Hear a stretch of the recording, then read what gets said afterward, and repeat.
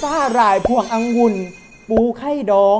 ร้อยเวอร์ห้ามใช้มือกินใช้วิธีอะไรก็ได้แต่ห้ามใช้มือจับ ลำบากวะไม่พามากินหรือพามาทรมานเนี่ย เอาลิ้นออกมาแล้วก็ดันไป รายการลิ้นยากเหรอ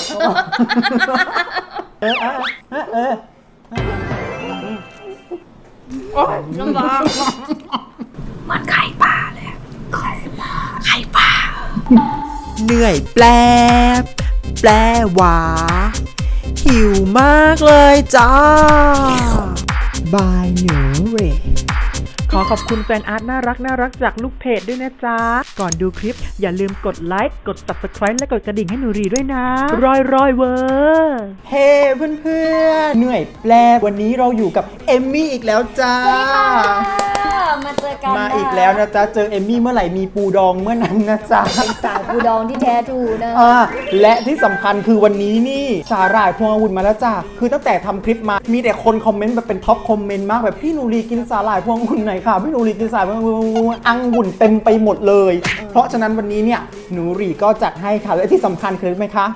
เป็นสาหร่ายพวงองุ่นที่ได้มาฟรีค่ะเพราะว่าลูกเพจหนูรีน่ารักมากใจดีมากส่งมาให้หนูรีกินมีทั้งสาหร่ายแล้วก็มีทั้งปูดองด้วยเดี๋ยวหนูรีจะขึ้นชื่อเฟซให้เขาหน่อยแล้วจะได้ไปซื้อตามเนาะเพราะว่านี่สดมากแล้วก็เมื่อกี้แอบกินไปนิดนึงกรุบมากจริงๆเลยก่อนอื่นก่อนจะกินเราก็ต้องพูดก่อนว่าอะไรวะ ก่อนยังพูดไม่ได้เลยพูดใหม่ เหนื่อยแปล เหนื่อยแปลว่าหิวมากเลยจ้าก่อนจะกินกันเนี่ยเรามีชาเลนจ์ขำๆนิดหน่อยเพื่อแบบว่าแกล้งคนหน่อยกูจะโดนแกล้งเองหรือเปล่าก็มีคนวางแผนเนี่ยเราได้แยกสาหร่ายพวงองุ่นไว้1จานเล็กๆนะคะแล้วเราจะชาเลนจ์ทายกันว่าในจานเนี่ยมีสาหร่ายพวงองุ่นทั้งหมดกี่พวงใครตอบได้ใกล้เคียงที่สุดคนนั้นชนะส่วนคนที่แพ้ก็จะต้องกินสาหร่ายพวงองุ่นจานนี้ด้วยปากก็คือต้องกินด้วยปากถูกแล้วแต่ห้ามใช้มือกินใช้วิธีอะไรก็ได้แต่ห้ามใช้มือจับแบบนี้เรียกว่า1พวงไปเลยนะคะไม่ต้องมาแยกเศษอยู่นะคะ1พวงไปเลยอ่ะ นี่ว่า ให้เอมมี่ก่อน11พวง28พวง 28เลยเหรออันหนึ่ง 1 2 3 4เอาชิบหายแล้วกู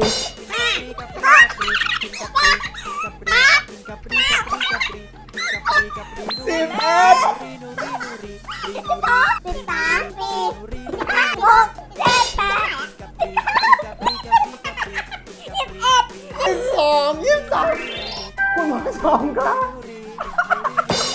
ให้ใช้มือผมเก็บผมไหมผมสาว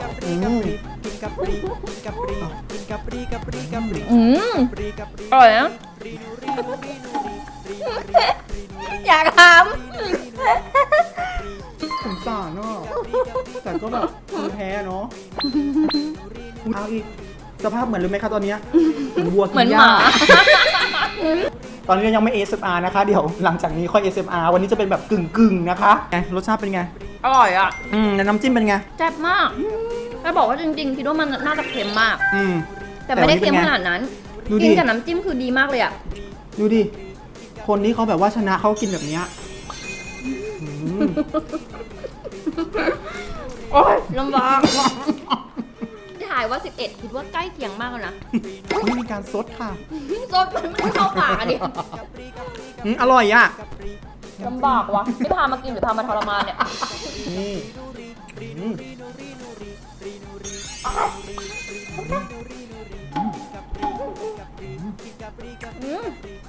อร่อยฉันอยากรู้ว่าการกินแบบนี้เป็นไงอ่ะวิธีการกินลิ้นก่อนถนัดอะดิถนัดลิ้นค่ะคุณผู้ชมคะลิ้นเอาลิ้นออกมาแล้วก็ดันไปรายการลิ้นยาก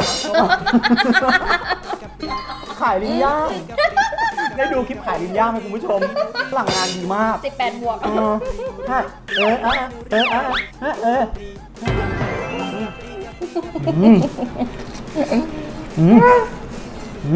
อัดรสในการกินนะคะเก่งมาก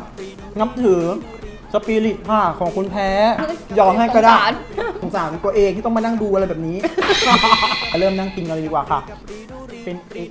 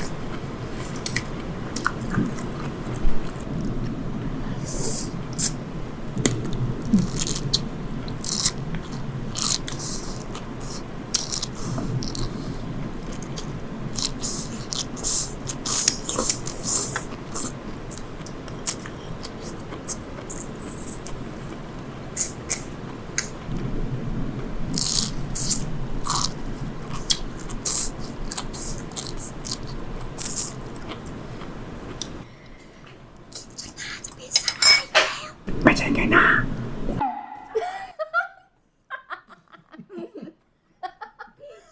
เซ็นเซอร์ด้วยนะ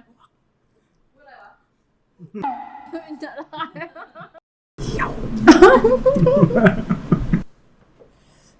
แค่รับเชิญค่ะน้องปอสวัสดีค่ะสวัสดีค่ะ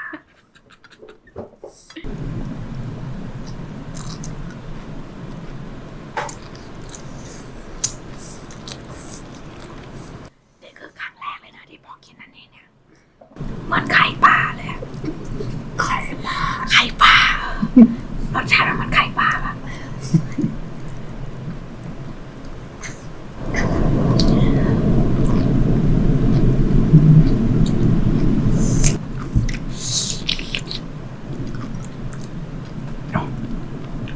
กินหมดนี้แล้วไปทะเลแล้วนะ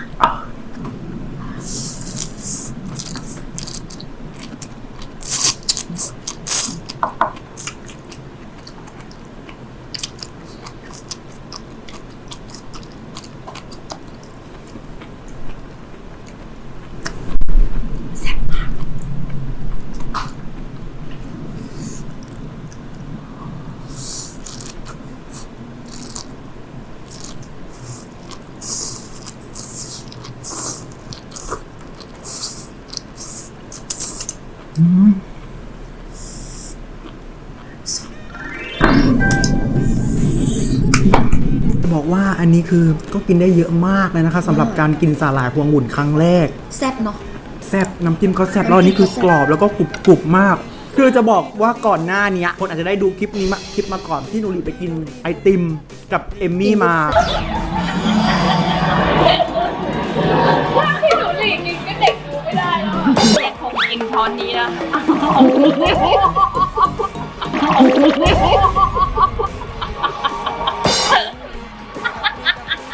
กินบุฟเฟ่ต์มาก็คือแบบกินทั้งวันแล้วมาจบด้วยสาหร่ายพวงองุ่นคือแบบว่าอร่อยแต่แบบว่าตอนนี้อิ่มมาก คือเก็บไว้ได้นะคะไม่เป็นไรเราไปกินกับน้ำพริกเอาไปทำกินอย่างอื่นได้เยอะแยะมากมายเลยนะคะ อร่อยดีกรุบ กรุบเนี่ย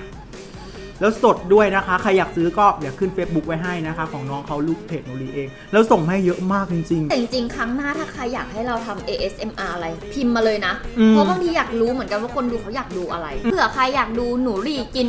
มาราคีนก ASMR ๆเอาแล้วกูสำหรับวันนี้นะคะเหนื่อยแปลบค่ะต้องข้อลาไปก่อนนะอย่าลืมนะคะ